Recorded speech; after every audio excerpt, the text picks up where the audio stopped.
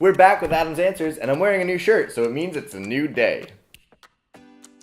How do I make an offer? Honestly, making an offer is a lot easier than it seems. There's just a lot of steps to the process after the offer is originally made. Let me walk you through a scenario. We're in a house. You love it. This is your second time seeing it. You can imagine where all the furniture is going, and you are ready to make an offer right now. I'm going to sit down with you. I'm going to, 1, let you know on what our first offer should be.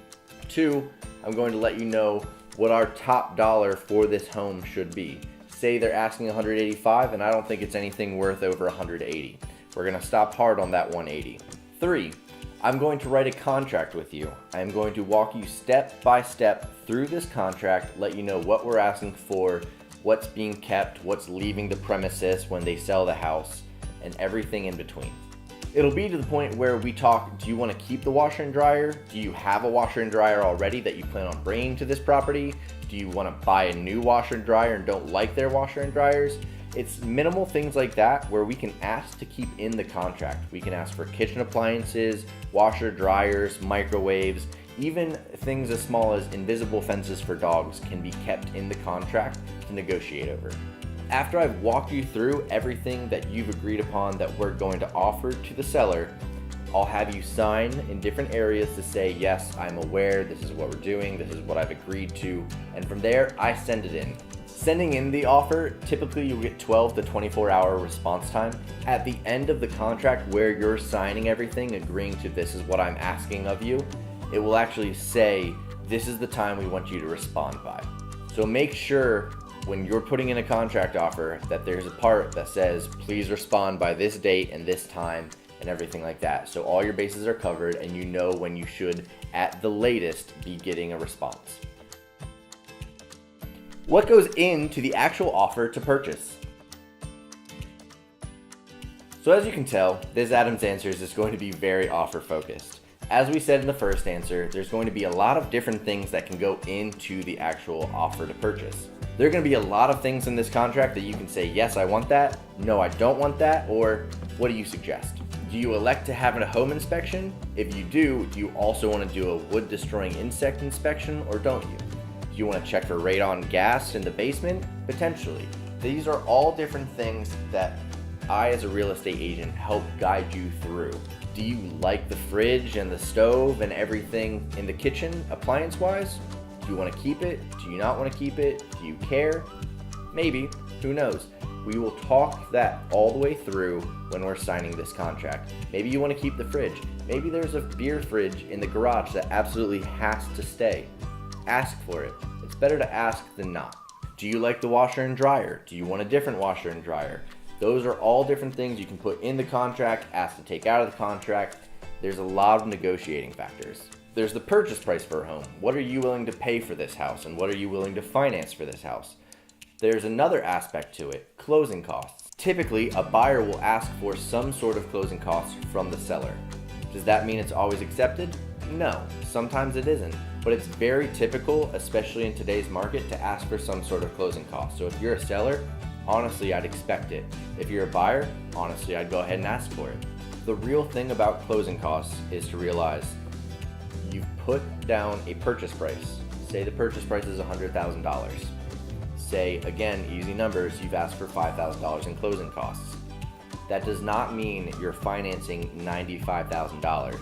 It means you are financing that $100,000 purchase price you said. But closing cost wise, as for prorated taxes, down payments, things like that, are being covered by the seller in that $5,000 gap. So if you have closing costs of $5,000 and it costs you $5,001 to close for this house that you want to buy, you only have to pay $1. And that's terrific. Not always the case, but terrific.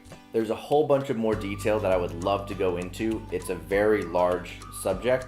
If you'd ever like to hear more on this subject or break it down with me, by all means feel free to contact me at any time. What is earnest money? Who holds it? And when do I get it back? That is another fantastic question that I get a lot of, actually. Earnest money, let's call it this. Good faith is how I like to look at it.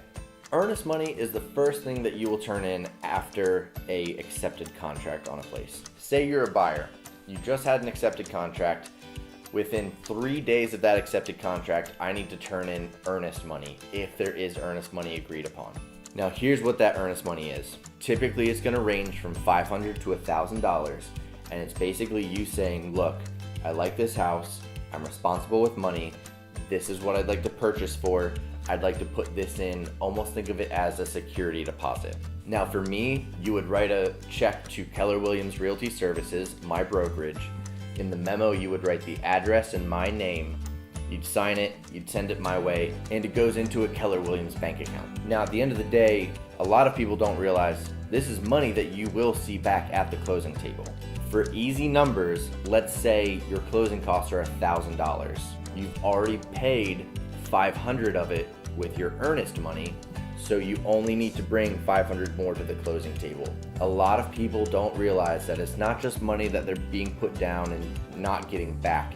It's coming back to you at the closing table. It's like a small security deposit beforehand. A lot of people could call it good faith money, and it's essentially to say, look, we're in a contract together. I'm putting forth this amount of money in order for you to feel comfortable that you can trust me. I'm good with money. This is what I'm doing. Realistically, it essentially shows that you're a serious buyer and you're not going to waste their time, hold up their house for another month, and then they're going to have to put their house back on market. So the aspect of when do you get it back, you technically never get it back, so to say.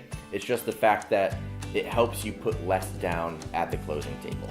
Again, if there's more that I can break down for you, always feel free to contact me at any time. My contact information is up above.